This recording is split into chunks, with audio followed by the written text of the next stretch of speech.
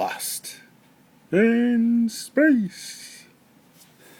Yep, camp cheesy sci-fi at its best.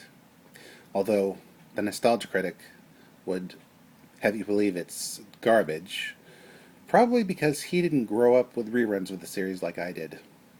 Also, he's probably overemphasizing the silliest season of the show, the second one. But right now, I'd like to talk to you about the first season, which I think is the most serious and dramatic of the entire show. Made by Irwin Allen in the mid 60s, this was before Star Trek, and obviously before Star Wars, and even before Doctor Who. Lost in Space follows the adventures of the Robinson family. Basically, it's a reimagining of Swiss Family Robinson by Robert Louis Stevenson, I think. Maybe it was Rudyard Kipling. Either way, it was an old book about a shipwrecked family. And in this case, the shipwreck happens because a villainous opportunist, played by the late, great... I'm blanking on his name. I hate it when I do that. Basically, look up the cast. I'll just tell you their stage names. By the villainous opportunist Dr. Smith, who was paid off by evil, evil communists because it was the 60s and communists were evil. Anyway, he sabotages their environmental robot, which wrecks the ship and causes them to go out of control and end up lost in space. Eventually, he warms up to them, they warm up to him, and he sort of becomes good, although he's kind of an anti-hero. So let's get to it. We kick off with the initial episode where we're introduced to the Robinsons, two daughters, Judy, Penny, their youngest son, Will, Mr. and Mrs. Robinson, pilot, Don, and of course, Dr. Smith, who, like I said, was paid off by commies to wreck the Jupiter 2. Unfortunately, due to his own incompetence, he gets stuck in the ship just as it's about to take off. And he fails miserably at trying to stop the robot from wrecking the ship.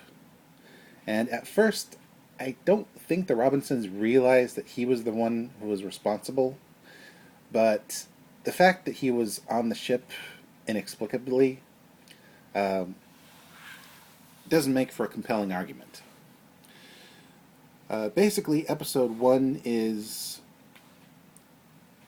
getting the cast established, showing some pretty decent effects for the time, and highlighting the amazing robot work that went into this show. One thing that's been consistent about Lost in Space, the robot is always awesome. Episode 2 is their first official adventure when they find an alien derelict. Will tries to communicate with these weird, blobby alien things that seem to use electrical impulses to communicate, and Smith just shoots the thing. Basically, first contact did not go well, especially since Smith thought the spaceship was from his employers, and he tried to contact them. And yet the Robinsons were still clueless as to his true nature. Episode 3 establishes that they are crashed on an alien planet because, well, you gotta set up the set somewhere. You can't always have such amazing effects. There's no room in the budget. So anyway, they find a planet, they crash land because, again, Smith did some sabotage work.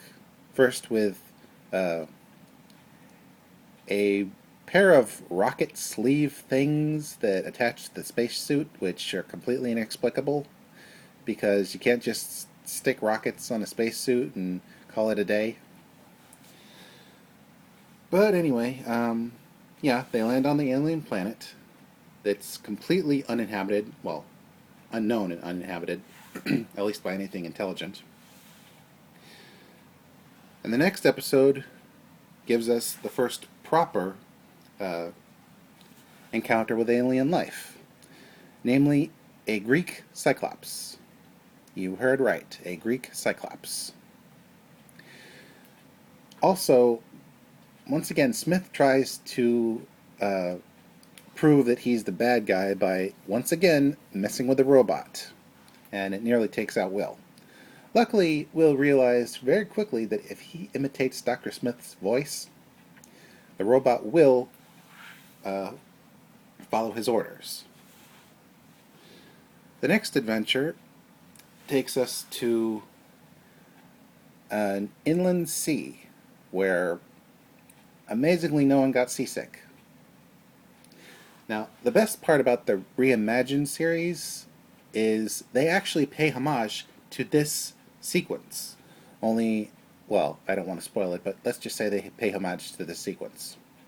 See, they had to leave the Jupiter because it started to freeze, and Smith decided to stay behind, and he found out the hard way that, well, he found out the easy way, the Robinsons found out the hard way, that the freeze was gone like that.